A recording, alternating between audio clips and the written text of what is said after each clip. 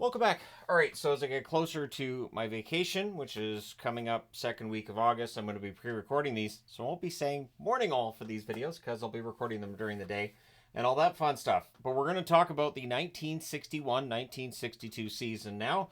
You'll notice I'm wearing a Toronto jersey. The interesting thing is, coming out of the 1961 Stanley Cup, and with young players like Bobby Hull, Stan Mikita, and with a goaltender like Glenn Hall, the expectation was that the Chicago Blackhawks were the next one, that they would take over and have their own dynasty after Montreal was done, and it really doesn't turn out that way. So I'm wearing Toronto because Toronto is a pretty good year, although Montreal leads the league. They go 42-14-14 under coach Toe Blake. 259 goals scored, 166 goals against for 98 points. They cruise to first place. Toronto finishes with 85 points, a record of 37-32-11 under coach Punch Imlach. 232 goals scored, 180 goals against. The Chicago Blackhawks, third on the board, 31-26-13 record. 217 goals scored, 186 goals against, 75 points. Rudy Pilas is still their coach. The New York Rangers, 26-32-12 record, 195 goals scored, 207 goals against, 64 points. And Doug Harvey, who was acquired from the Montreal Canadiens, is both a player and a coach for the New York Rangers. Works pretty well. I think that's one of the last times that happens in the National Hockey League. Can't imagine that now. If a player was named coach, yeah, I don't think that'd go well. Detroit, unless it was like maybe a number 7 defenseman or fourth line forward, maybe, but still, I don't think it's going to work. Detroit misses the playoffs by 4 points. They go 23-33-14 on the season under coach Sid Abel. 184 goals scored, 219 points for the 60-point Detroit Red Wings. So, yeah, 219 goals against was a lot, but nowhere near what Boston allowed. Boston finishes 15-47-8. They score 177 goals. They allow 306 goals, 38 points. That's the highest number I've written on the board so far. Phil Watson, the coach there, he had been a coach, of course, of the New York Rangers. See, recycling coaches was happening back in the 60s. So the Hawks era fails to materialize. The Bruins, of course, are about a decade away. Not quite a decade away, but they're ways away from getting better. And so the aging Habs end up running out of gas in the playoffs. And there's injury issues some of these players have been dealing with and all that. Of course, the Habs, we know, will have another dynasty just at this point in time. Some of their core is a little past their prime.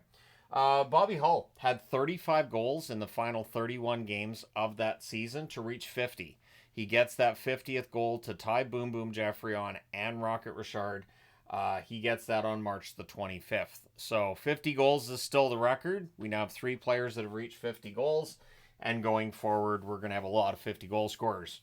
October 14th of 1961, the Montreal Canadiens win their 9th straight opening game. That's an NHL record. I think it stands till this day.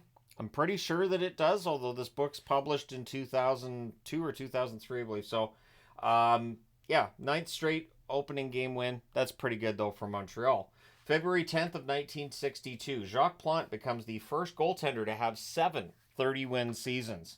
So, Jacques Plante, of course, the first goaltender to wear a mask and regularly wear a mask anyways, and first to 7 30-win seasons. November 26th of 1961, Gordie Howe, who already had his 1,000 points that he'd recorded his 1,000th point he'd recorded the previous season.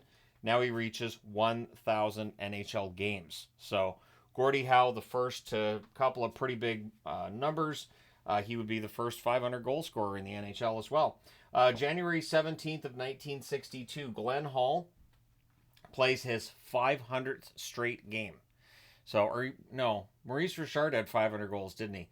Anyways, I know Gordie Howe does get to 500 goals because, well, I'm from the future. This is 1962. But yeah, January 17th of 1962, Glenn Hall plays his 500th straight game. That's including playoffs, so 500 in a row. And the team is kind of nice to him. They give him a station wagon and some other gifts with that. And I thought, a station wagon, 1962, nice. But at any rate, Glenn Hall does get some gifts from the Chicago Blackhawks for playing that 500th straight NHL game. And clearly, even though he was played so much, he was still one of the best goaltenders in the league.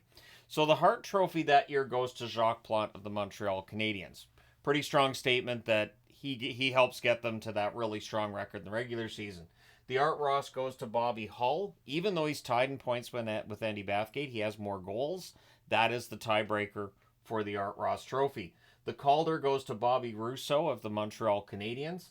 The Norris Trophy goes to Doug Harvey of the New York Rangers. So not only is he the player coach, he's still the best defenseman in the National Hockey League and coaches the Rangers to a playoff spot. So right there, if you want a reason to put him in the Hall of Fame other than everything else, this season will do it for you.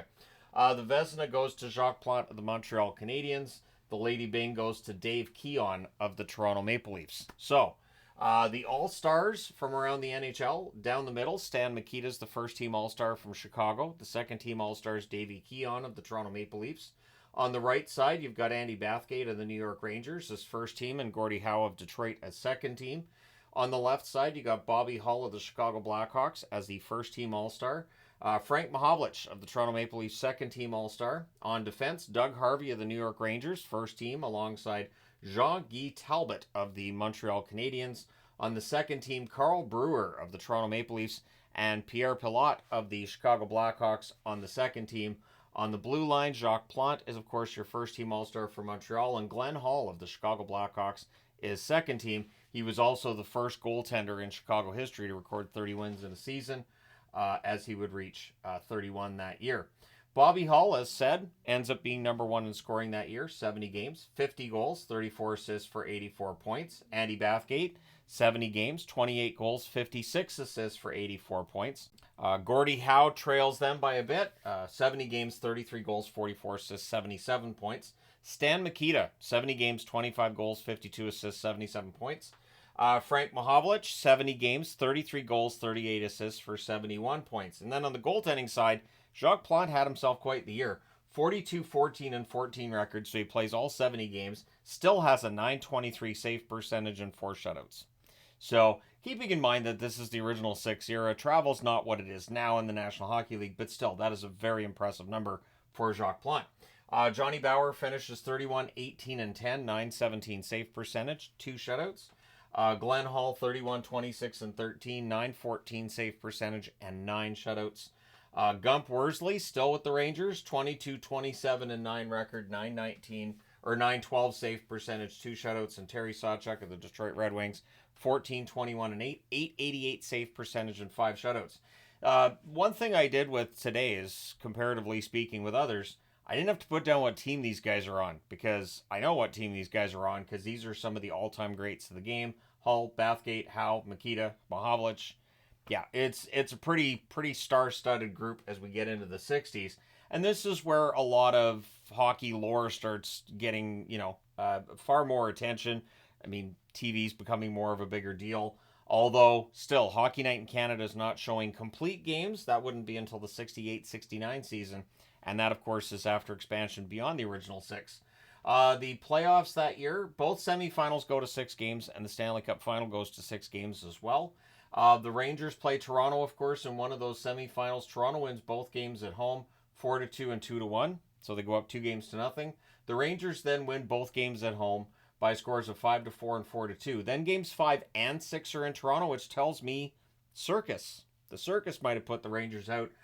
Toronto wins at home in double overtime 3-2. And then in the next game at home, they close out the series in style, a 7-1 win.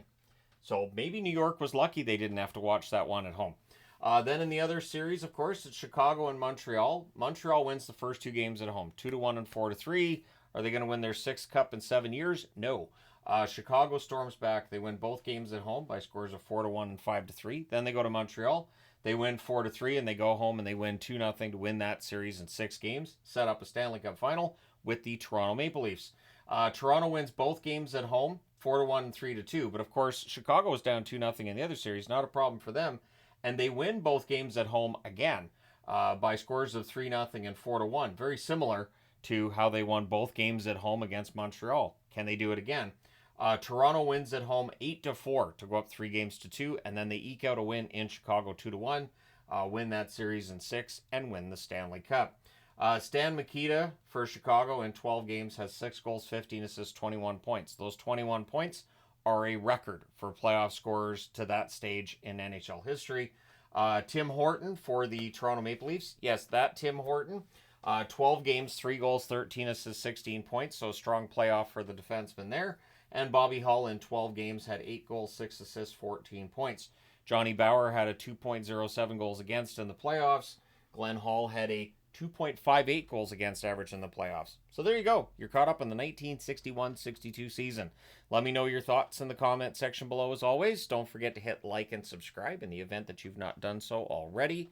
Thank you guys so much for all your support. I will talk to you again soon.